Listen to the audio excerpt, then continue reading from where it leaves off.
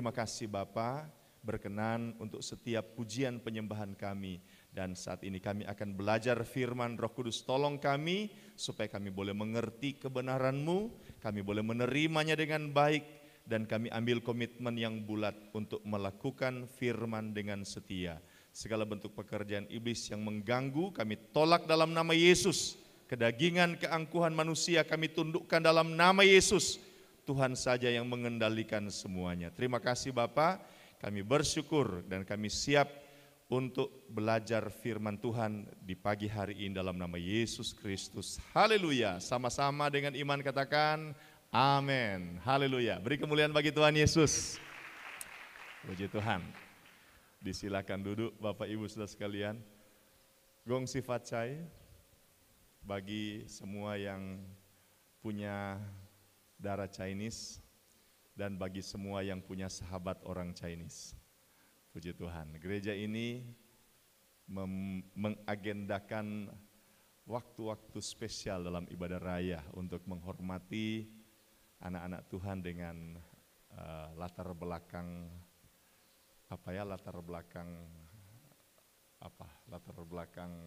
kebangsaan misalnya, latar belakang suku.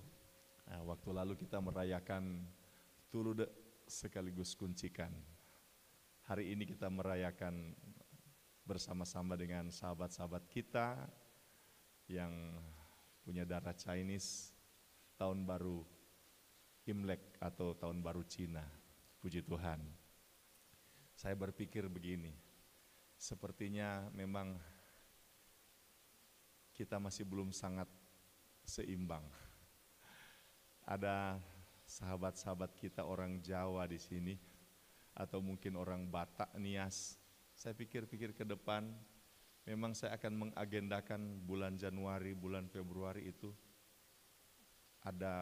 pokoknya ada waktulah. Kita rayakan bersama dengan sahabat-sahabat kita dari Jawa.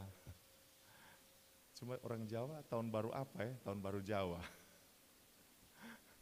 Nah, puji Tuhan. Yang pasti kita menghormati semua anak-anak Tuhan yang beribadah bersama di tempat ini. Puji Tuhan, haleluya.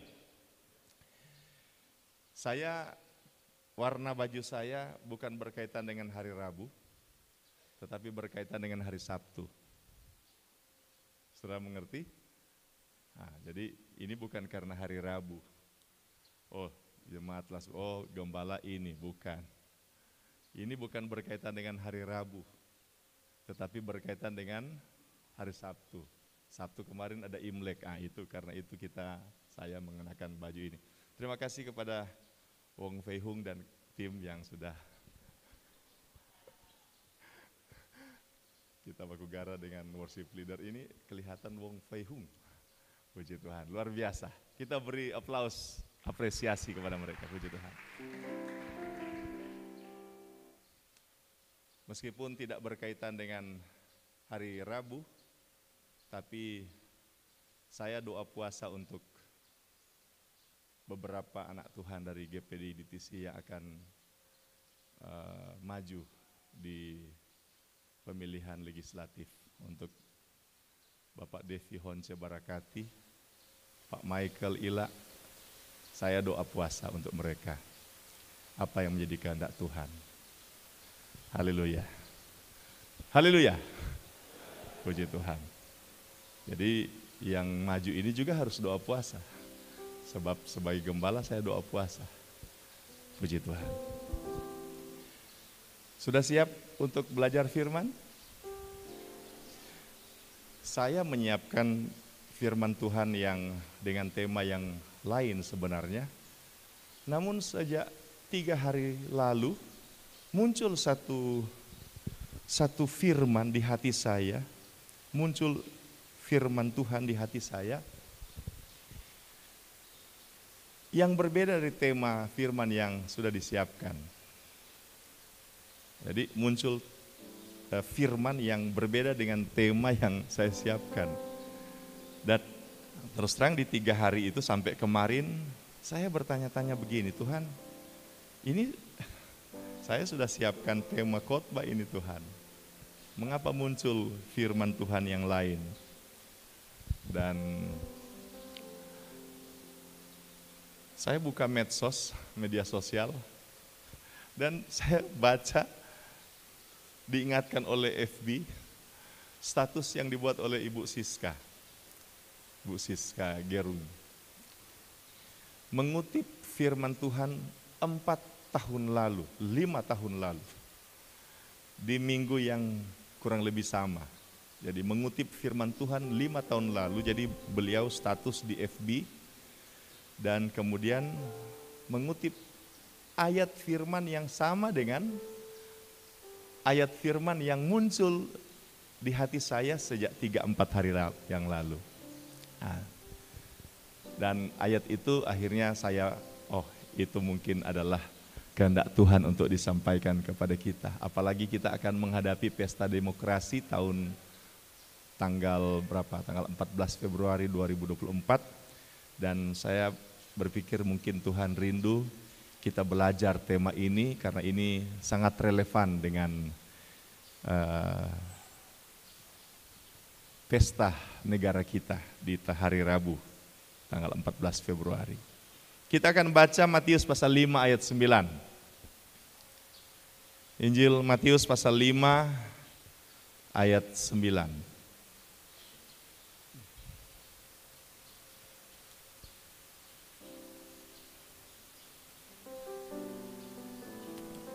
Saudara sabar sejenak karena memang sementara menunggu ayat muncul di televisi saya.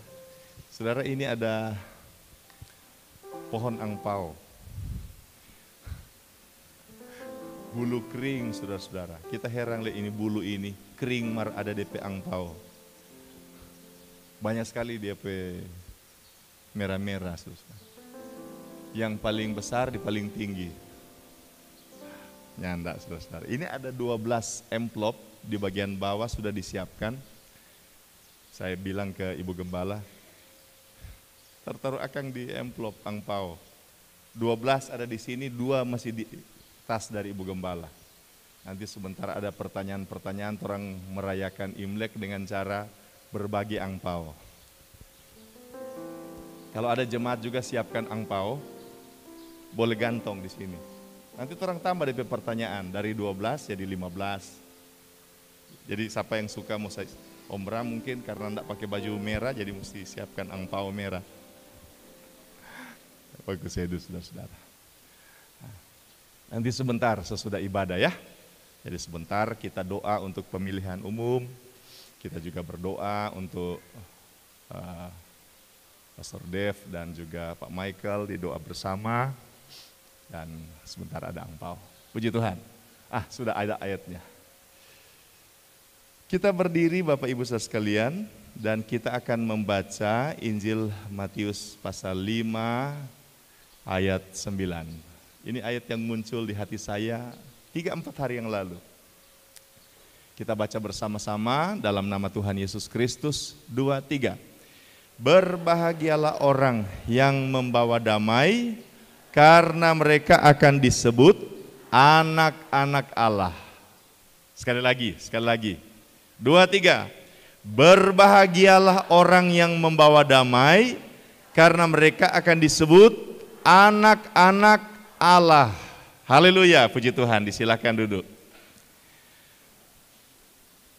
Ini ayat 4 hari lalu muncul.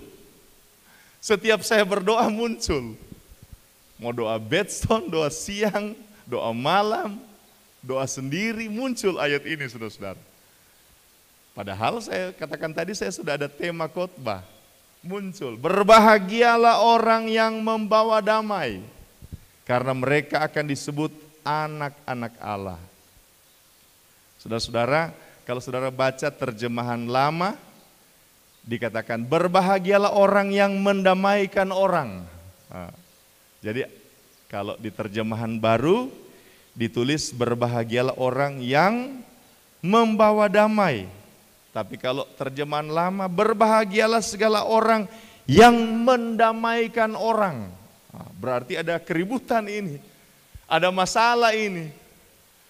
Ada mungkin 2 orang atau lebih yang terlibat konflik, terlibat pertikaian. Dan kemudian saudara-saudara, kita menjadi agen Tuhan mendamaikan orang yang mengalami konflik tersebut. Bukan basorong api. Berbahagialah orang yang membawa damai. Artinya saudara-saudara, orang ini masuk di tengah-tengah situasi, suasana, keadaan penuh konflik, penuh masalah yang membuat gaduh. Baru-baru ini GPD Sulawesi Utara gaduh. Ya, gaduh. Saya sudah dengar cerita lengkap dari Ibu Ketua. Tapi beliau katakan tidak usahlah disampaikan. Tapi jemaat GPD TC tidak usah khawatir. Sabtu muncul video yang viral. Minggu meluas, Senin sangat meluas. 1 minggu ini masih cukup meluas. Tapi Sabtu pagi, jemaat GPD DTC yang ikut doa sudah dibekali. Bagaimana menghadapi situasi seperti itu? Bagaimana menghadapi?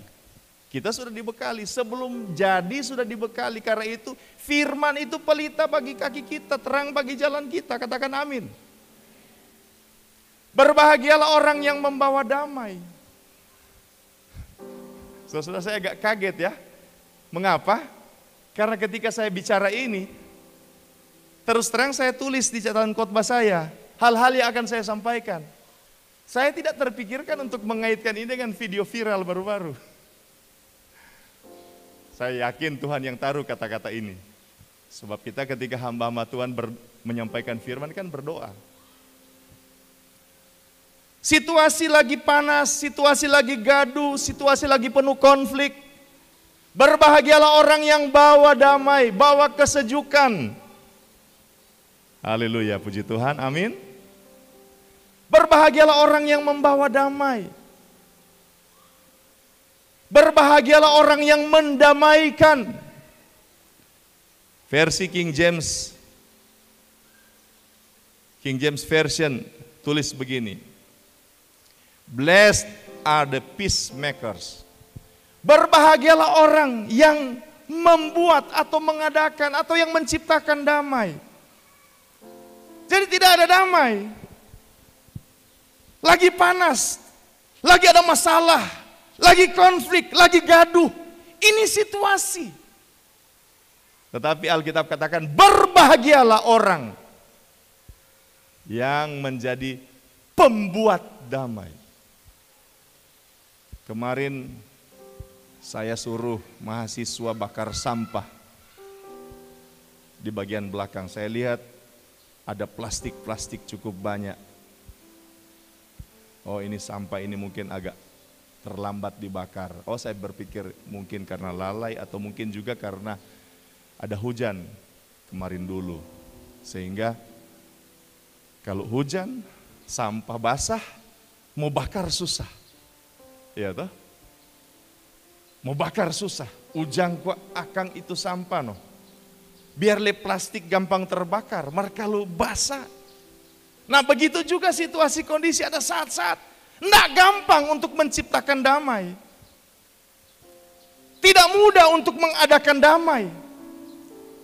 Hal-hal yang bisa mendukung untuk terciptanya damai tidak ada.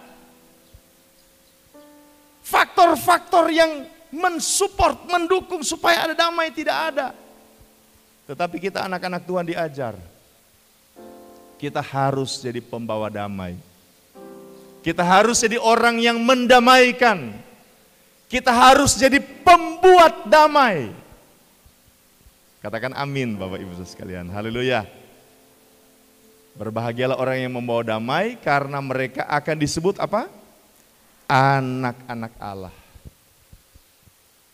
Haleluya. Ini adalah esensi anak-anak Tuhan. Salah satu esensi identitas anak Tuhan adalah pembawa damai. Pendamai, pencipta damai. Itu esensi anak-anak Tuhan. Kalau dia jadi anak Tuhan, dia jadi pelayan Tuhan, dia jadi hamba Tuhan tetapi tidak membawa damai. Wah, dia sementara berbenturan dengan esensinya sebagai anak Tuhan. Anak Tuhan harus bawa damai. Anak Tuhan harus jadi pencipta damai. Anak Tuhan harus mendamaikan orang. Itu esensi sebagai anak Tuhan. Pada pagi hari ini saya akan bicara 4 cara atau 4 prinsip bagaimana kita menjadi pembawa damai. Ya, kita akan jadi pembawa damai. Prinsip pertama. Jadi 4 prinsip ini saya berharap kita semua ingat, renungkan, kemudian kita perjuangkan, kita praktekkan dalam kehidupan sehari-hari. 2 Petrus pasal 3 ayat 14. 2 Petrus pasal 3 ayat 14. Kita baca sama-sama saudara-saudara. 2, 3. Sebab itu saudara-saudaraku yang kekasih, sambil menantikan semuanya ini, kamu harus berusaha supaya kamu kedapatan tak bercacat dan tak bernoda di hadapannya dalam perdamaian dengan Dia. Nah, ini prinsip pertama Bapak Ibu Saudara sekalian. Prinsip pertama jadi pembawa damai itu apa? Prinsip pertama jadi pembawa damai adalah hidup dalam perdamaian dengan Tuhan. Itu prinsip pertama. Sebelum kita akan mempertimbangkan dan memperjuangkan aspek horizontal dalam kehidupan, horizontal itu artinya dengan sesama kita, dengan orang di muka belakang kiri kanan kita, maka hal yang harus kita perjuangkan paling pertama untuk jadi agen pendamai adalah hidup dalam perdamaian dengan Tuhan. Haleluya. Hidup dalam perdamaian dengan Tuhan. Kita harus hidup damai dengan Tuhan. Nah, bagaimana cara hidup damai? Yesaya pasal 59 ayat 1 dan 2. Coba saudara perhatikan ya, Yesaya pasal 59 ayat 1 dan 2. Sesungguhnya tangan Tuhan tidak kurang panjang untuk menyelamatkan, dan pendengarannya tidak kurang tajam untuk mendengar. Tetapi yang merupakan pemisah antara kamu dan Allahmu ialah segala kejahatanmu, dan yang membuat Dia menyembunyikan diri terhadap kamu sehingga Ia tidak mendengar ialah segala dosa. Dosalah yang menjadi penyebab manusia tidak damai dengan Tuhan. Manusia menjadi musuh Allah, manusia menjadi seteru Allah, manusia jauh dari Tuhan. Terputus hubungan manusia dengan Tuhan. Karena apa? Dosa. Dengan kata lain, kalau kita betah dengan dosa, saya pakai istilah betah ya, betah itu artinya apa? Suka berlama-lama. Betah artinya menikmati. Kalau orang tidak menikmati, tidak betah, dia tidak menikmati. Dia pergi ke rumah makannya ini tidak nyaman, tempatnya tidak nyaman, masakannya tidak nyaman, dia tidak betah di situ.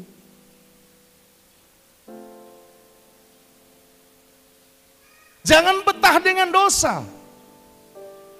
Jangan menikmati dosa. Jangan berlama-lama dengan dosa. Oh Pak Pendeta berarti boleh kalau cuma sebentar. Bukan begitu maksud saya. Maksud saya adalah kita manusia ini tidak luput dari potensi godaan untuk berdosa. Mengapa? Satu, kita tinggal di dunia lingkungan kita. Lingkungan ini lingkungan Alkitab bilang begini. Sebab kita ada di dunia di mana keinginan daging, keinginan mata, keangkuhan hidup muncul. Kita tinggal di lingkungan di dunia yang berdosa. Kita punya daging yang berdosa, daging yang masih mau melakukan dosa. Mata kita bisa tergoda untuk melihat sesuatu yang tidak pantas. Telinga kita masih tergoda untuk mendengar sesuatu yang tidak pantas. Otak kita, akal kita masih punya godaan, tergoda untuk apa? Memikirkan hal-hal yang tidak benar. Ini daging. Lingkungan penuh dosa, daging berpotensi untuk berdosa. Apalagi iblis berupaya keras untuk mengawinkan daging yang berdosa dengan lingkungan yang berdosa, sehingga muncullah keinginan, dan kemudian keinginan yang dibuahi tersebut melahirkan dosa. Ada potensi. Tetapi anak Tuhan, Tuhan bukan biarkan begitu saja. Tuhan bekali dia dengan hati nurani yang sudah diubahkan. Tuhan bekali dia dengan firman Tuhan yang memberikan kepada kita arah, yang memberikan kepada kita pemahaman tentang kebenaran. Roh Kudus menolong kita, Roh Kudus mengajar kita, Roh Kudus memampukan kita. Sehingga anak Tuhan meskipun punya potensi berbuat dosa, tapi anak Tuhan yang sejati adalah anak-anak Tuhan yang mau berjuang melawan dosa. Dia tidak mau berlama-lama dengan dosa, dia tidak betah dengan dosa, dia tidak menikmati dosa. Sebab kalau kita menikmati dosa, maka kita akan menjadi musuh Tuhan, musuh Allah. Dan Bapak Ibu Saudara sekalian, orang yang bermusuhan dengan Allah, dia akan kehilangan damai sejahtera. Dia bisa punya uang, tapi dia tidak punya damai. Dia bisa punya banyak fasilitas, tapi dia tidak punya damai. Kehilangan damai. Orang yang kehilangan damai, maka dia tidak bisa menjadi saluran Tuhan, agen Tuhan untuk menjadi pendamai bagi orang lain. Dia sendiri miskin damai. Hatinya penuh dengan kemarahan, kebencian. Hatinya penuh dengan ketakutan. Bagaimana dia bisa menjadi agen damai bagi orang di sekitar? Hatinya sendiri bermasalah. Hati yang bermasalah akan ditampakkan lewat ekspresi wajah. Penuh kebencian, penuh kemuraman seperti kain wajah muram. Ini boleh tasontong, atau bahasa Manado bilang tasontong kecil tapela besar. Kalau kita ingin jadi pendamai, hal paling pertama berdamai dengan Tuhan. 1 Yohanes pasal 1 ayat 9 katakan, jika kita mengaku dosa kita, maka Ia adalah setia dan adil, sehingga Ia akan mengampuni segala dosa kita dan menyucikan kita dari segala kejahatan kita. Dosa sifatnya menjerat, dosa sifatnya mengikat. Makin jauh ku berjalan, ini ada lagu tua.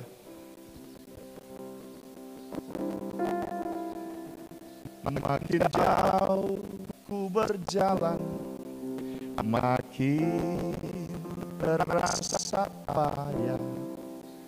Tuhan, Kau sungguh mengerti. Makin jauh makin terasa payah. Dosa mengikat, dosa menjerat. Ketika kita terikat dengan dosa, tidak gampang untuk lepas dari dosa. Dosa apapun itu bersifat mengikat.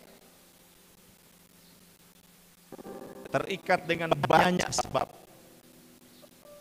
Dan banyak kali orang karena sudah terikat, dia menganggap tidak usah lepas dari dosa. Tapi saya mau sampaikan, ikatan itu makin lama makin menjeratmu. Makin lama makin menyiksamu. Makin lama makin menghancurkanmu. Yohanes pasal 10 ayat 10 katakan, pencuri datang mencuri, level pertama, membunuh, level kedua, membinasakan, level ketiga. Artinya makin lama makin hancur, makin lama makin parah. Bapak Ibu Saudara sekalian, karena kita ingin menjadi agen pendamai, keluarga kita damai, lingkungan kita damai, pelayanan kita damai. Hal paling pertama, berdamailah dengan Tuhan. Berdamailah dengan Tuhan.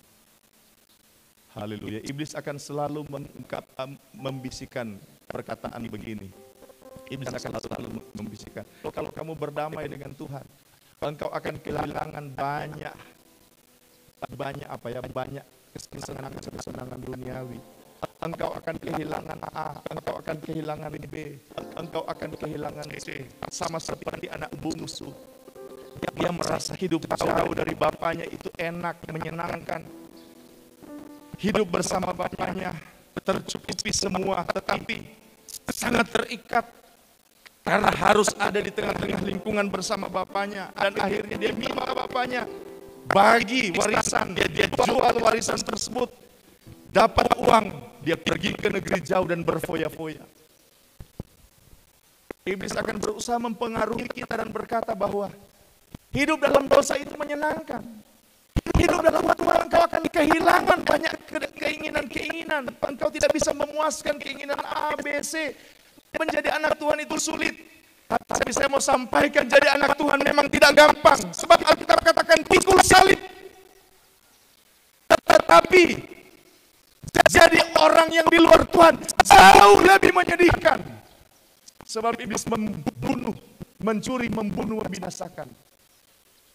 Akan jauh lebih menyakitkan. Haleluya. Prinsip pertama jadi agen pendamai. Marilah kita hidup dalam perdamaian dengan Tuhan. Katakan sambil kiri kanan, hidup dalam perdamaian dengan Tuhan. Haleluya. Sekarang kita lanjut di prinsip kedua. Roma 12 ayat 18. Roma pasal 12 ayat 18.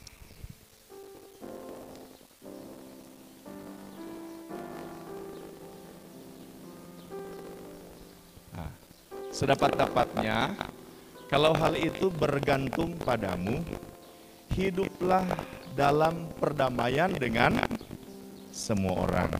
Ya, Roma pasal 12 ayat 18. Kalau saudara baca perikop, saudara lihat di Alkitab saudara, apakah Alkitab konvensional atau elektronik, maka topik dalam Roma pasal 12 ayat 9 sampai 21 itu apa?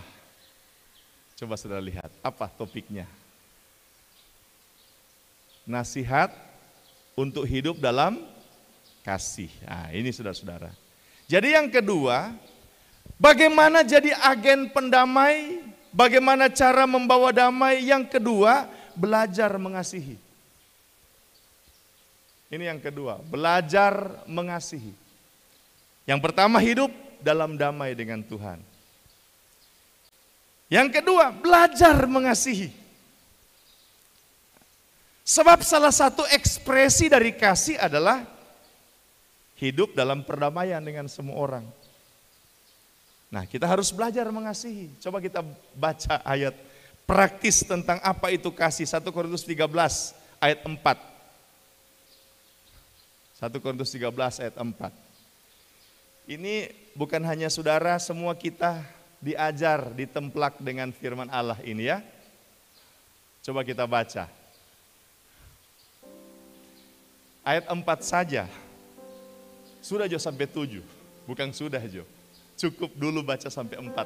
Nanti saudara lanjutkan di rumah. Ayat 5, 6, 7. Coba orang baca ayat ini. Sama-sama. 2, 3. Kasih itu stop. Stop. Berapa persen masalah pertengkaran itu selesai kalau sabar? Bapak Rocky, berapa persen? Semua kata sabar. So pasti kong sabar. Berapa persen kira-kira masalah pergumulan selesai? Sabar. Saya mau dengar Bapak Ibu saudara sekalian akan bertepuk tangan pakai satu tangan. Coba saudara bertepuk tangan pakai satu tangan. Bu Setli langsung coba. Dapat dengar?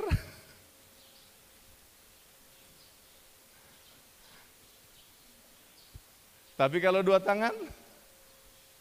Coba kita dua tangan. Langsung dapat dengar. Coba kalau satu tangan. Sekarang satu tangan. Sama-sama satu tangan, tepuk tangan. 2, 3.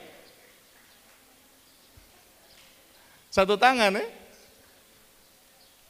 langsungnya dapat dengar. Kasih itu apa? Damai. Ini cuma ayat 4. Bekeng juga ayat 4. 5, 6, 7 nanti Tuhan tolong. Berikut, kasih itu murah hati. Bagaimana itu murah hati? Angpao. Nah, KKR anak hari Kamis ya. Orang anak-anak di sini sudah siap. Bukan tim ya, tapi anak-anak kita waktu itu duduk di sini. Dorang so siap. Dorang so siap. Mau jawab pertanyaan. Sebab dapat hadiah. Ibu bendara so siapkan hadiah. Dorang so begini. Kita di belakang pada orang. Jadi bertanyalah. Apakah siapakah? Udah. Tapi yang bertanya enggak pernah lihat ke arah sana. Cuma lihat ke arah sana. Tuh anak-anak so begini. Tetapi tidak lihat ke arah sana, kasihan. Dorang cuma lihat ke arah sana. Ya kasihan terompe anak-anak tabiar. Kita bilang enggak usah mau susah. Enggak usah mau susah. Kasih frejo patamu. Torang kan tuan rumah teh. Kasih frejo patamu. Nanti hari Minggu Bapak Gembala mau kasih pertanyaan. Mau kasih ampau. Tuh anak-anak bilang, berapa? 50.000? Sekurang mau kasih deh batantang. Dia bilang, ada no Bapak Gembala. Baik Bapak Gembala mau kasih. Haleluya, haleluya. Haleluya, murah hati. Murah hati itu suka memberikan. Nah, kira-kira berapa banyak masalah mau selesai kalau itu ibu so marah-marah. DP Brur belum pulang, so jam 11 ini belum pulang. Dia so duduk di kursi tamu, DP muka so mulai cemberut. So ganti semua channelnya, nggak ada yang menarik. DP Brur belum pulang. Pas DP Brur pulang, siapa baru datang? Ada beli handphone pangana. Kira-kira bagaimana itu saudara? Paling langsung begini, mari jodang makan sama-sama. Katakan samping kiri kanan, kasih itu murah hati. Haleluya. Haleluya. Yang ketiga apa? Apa yang ketiga? Ia tidak cemburu. Orang kalau pangbat cemburu, saudara-saudara. Ada lihat apa ngana? Cuma lihat video khotbah, reels khotbah ini. Oh, kita kira kan ada lihat apa? Orang kalau pangbat cemburu, dia punya teman, dia punya sahabat, pokoknya orang di sekitar gerah. Karena apa? Seakan-akan ada polisi. Minta maaf kasihan. Polisi ini maksud yang itu. Pak John bilang, aduh Pak Gembala so singgung. Tanya enggak Pak John, kita senang sekali polisi. Maksudnya ada yang awas-awasi dia punya kehidupan. Akhirnya dia punya kehidupan seperti terkungkung, terikat begitu. Mau pi mana lekei? Cuma ada telepon karena kita ada telepon agak jauh karena kita rasa sayang mau telepon. Kita kan kalau jaga telepon tapi suara kuat. Mama sementara tasono mau cari-cari tidur. Bayangkan kalau mama sementara mau cari-cari tasono. Oh iyo, beres. Kong berapa? Tak bangun pasti mama. Jadi kita agak tapi karena cemburu, telepon siapa itu? Boleh kok mau tidur siang cuma katakan samping kiri kanan, jangan japang cemburu.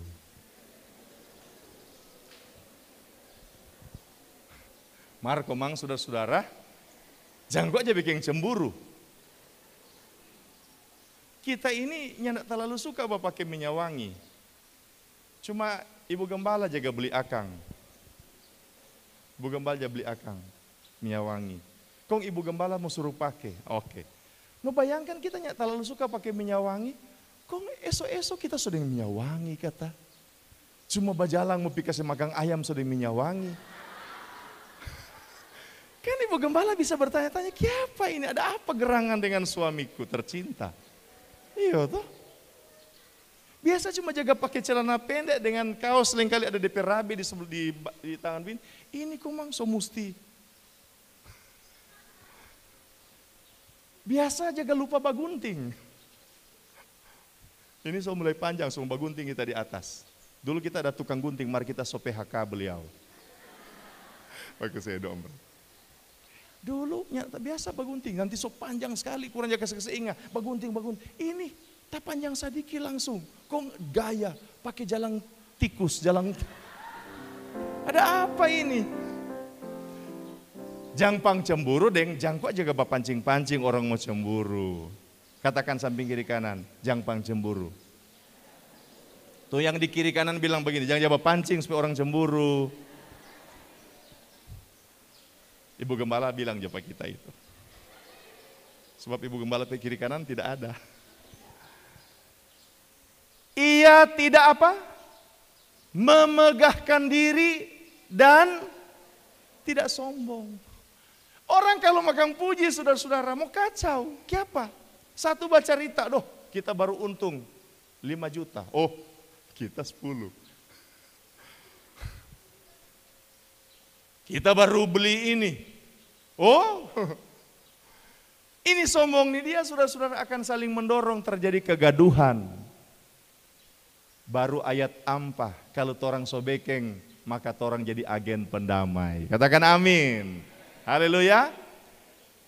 Jadi prinsip yang kedua bagaimana jadi pembawa damai adalah berusaha keras hidup dalam kasih, belajar mengasihi. 3.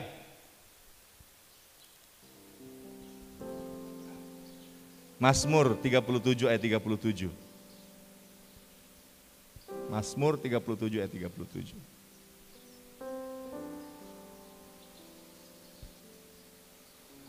Baca sama-sama Bapak Ibu saudara sekalian, 2, 3. Perhatikanlah orang yang tulus dan lihatlah kepada orang yang jujur, sebab pada orang yang suka damai akan ada apa? Masa depan. Orang yang jujur, orang yang suka damai akan ada apa? Masa depan. Suka damai. Memang pecinta damai. Nya ndak suka baku salah. Nya suka berperang.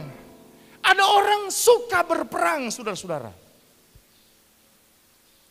Ada aman-aman, suka cari gara-gara. Suka bagara. Haleluya, haleluya. Amsal 16 ayat 7. Amsal 16 ayat 7.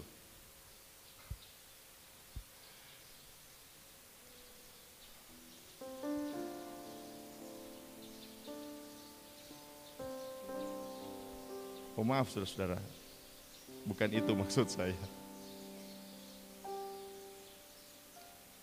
Sebentar.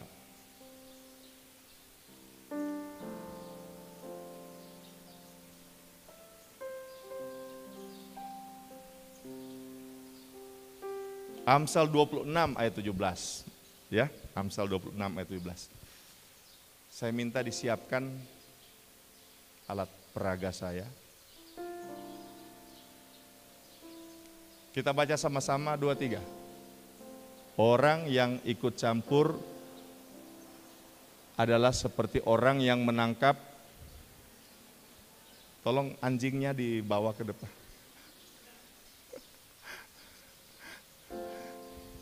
Bagaimana saudara-saudara? Pernah coba tidak ini? Tangkap telinga anjing. Bukan orang pe anjing, orang pe anjing. Ini anjing yang sementara berlalu. Anjing liar. Bukan anjing kita. Sementara dia jalan saudara-saudara, torang tangkap di telinga. Maka anjing itu akan berkata, ada perlu apa? Kira-kira anjing mau apa? Paling anjing cuma mau cubi mata.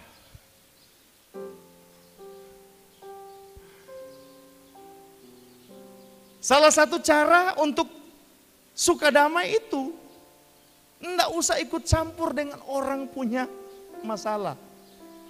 Ada bakal lain orang dua.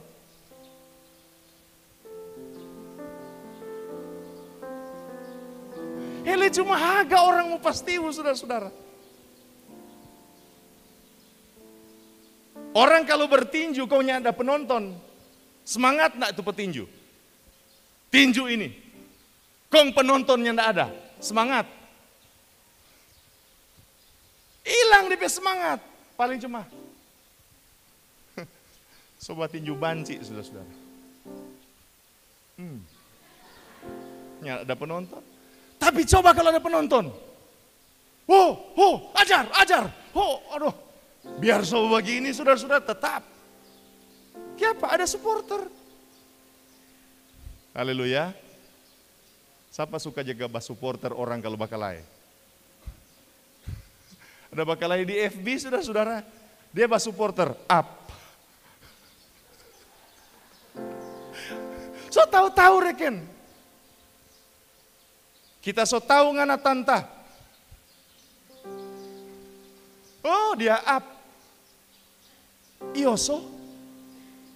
Masa lei.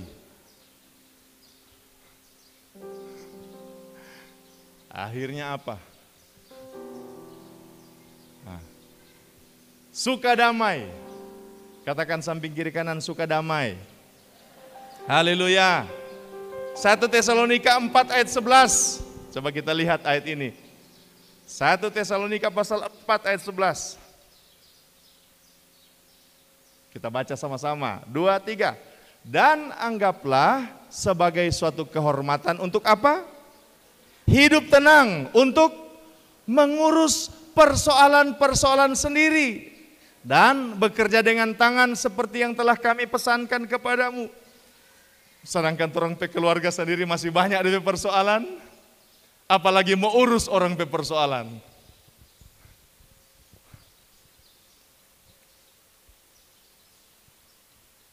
Ini Alkitab punya pesan buat orang. Urus persoalan sendiri. Orang yang suka damai, itu nak suka nimbrung, nak suka gosip. Orang yang suka damai adalah orang yang bijak. Tidak ikut campur dalam pertengkaran orang. Orang yang mau hidup tenang, urus persoalan diri sendiri. Tidak seperti Mazmur 120 ayat 6 dan 7. Selalu menghendaki perang.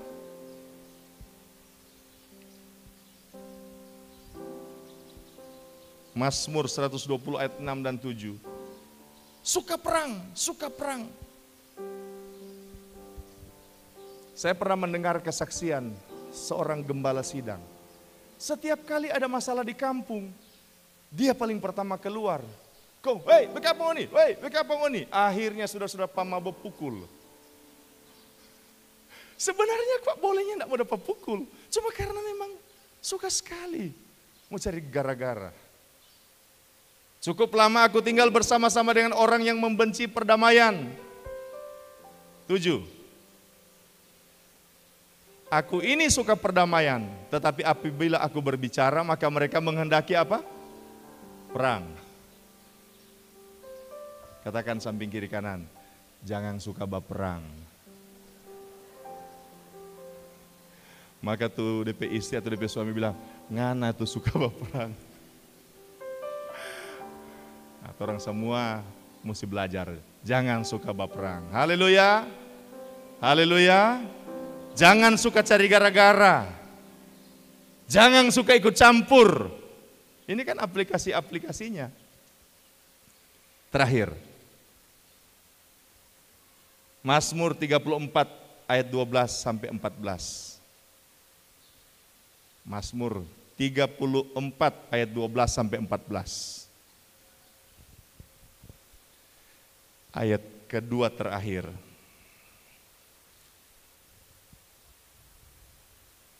Marilah anak-anak, dengarkanlah aku, takut akan Tuhan akan kuajarkan kepadamu. Siapakah orang yang menyukai hidup? Siapa yang suka hidup? Yang ada yang bilang amin, berarti semua suka hidup. Siapakah orang yang menyukai hidup? Katakan amin. Yang mengingini umur panjang, katakan amin. Untuk menikmati yang baik, katakan amin. Dengar ini Alkitab ajar, ayat 14. Jagalah lidahmu terhadap yang jahat dan bibirmu terhadap ucapan-ucapan yang menipu.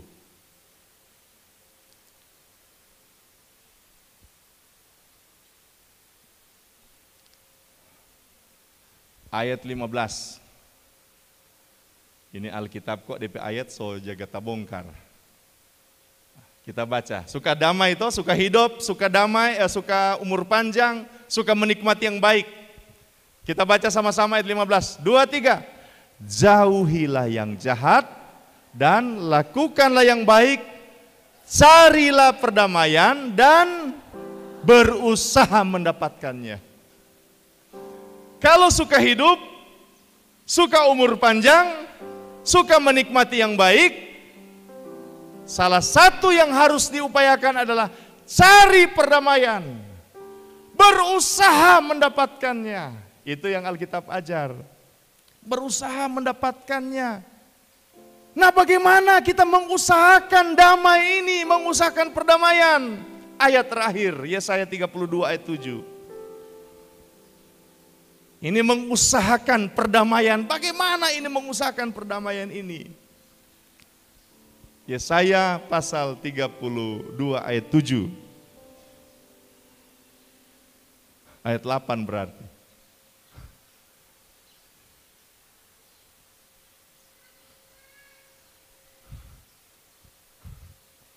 Saudara-saudara, sepertinya ayat-ayatnya tidak terlalu. 17. Ini ayat terakhir. Yesaya 32 ayat 17. Kita baca sama-sama. Bagaimana mengusahakan perdamaian? 2, 3. Di mana ada kebenaran, di situ akan tumbuh apa? Damai sejahtera. Dan akibat kebenaran ialah ketenangan dan ketenteraman untuk selama-lamanya. Mengapa cari uang? Supaya tentram, supaya damai, supaya sejahtera. Tapi kalau tidak ada damai, biarlah ada uang.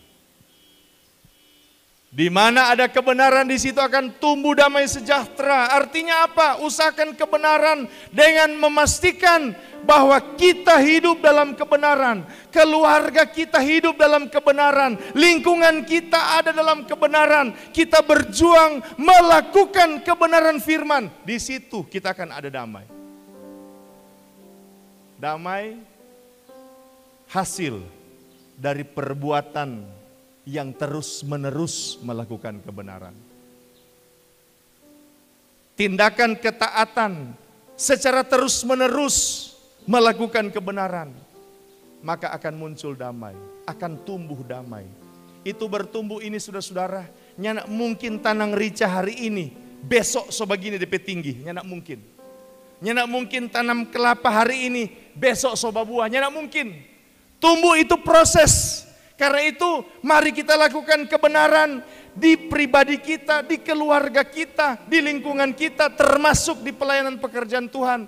Maka ketika kebenaran itu kita lakukan secara terus-menerus, maka benih damai itu akan bertumbuh. Akan bertumbuh, makin lama makin besar, makin lama makin besar. Buahnya apa? Buahnya ketenangan. Buahnya apa? Ketentraman.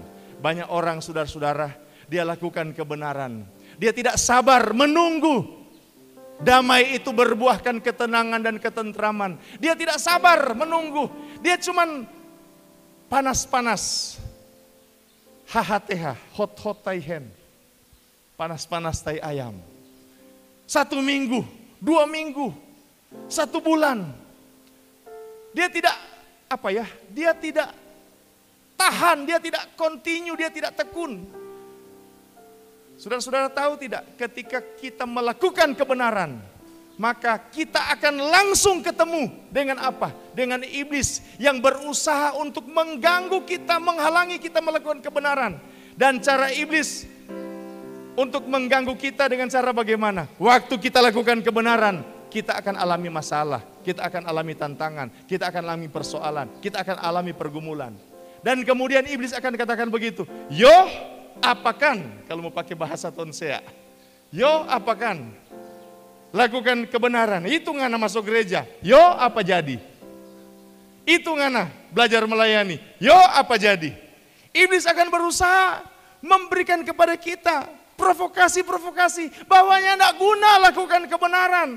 Kalau lakukan kebenaran justru engkau akan ada dalam masalah, engkau akan ada dalam pergumulan, engkau akan ada dalam tantangan, sehingga banyak orang menarik diri. Sudah jodang bikin kebenaran, itu baru teh mau setia, so jadi begini. Baru teh mau setia, so jadi begitu. Itu tarik, sudah jo tarik untuk melakukan kebenaran. Tapi anak Tuhan yang bijak, dia belajar. Di mana ada kebenaran, di situ tumbuh damai sejahtera. Oh, berjuang, lakukan kebenaran hari demi hari. Lakukan kebenaran hari demi hari. Damai itu akan mulai tumbuh. Mulai tumbuh. Mulai tumbuh, mulai tumbuh. Dan satu waktu kebenaran itu akan membuahkan ketenangan dan ketentraman. Pribadi kita, keluarga kita, lingkungan kita, orang di sekitar kita, dimanapun kita berada. Dan Tuhan dimuliakan. Amin. Tuhan Yesus memberkati kita semua.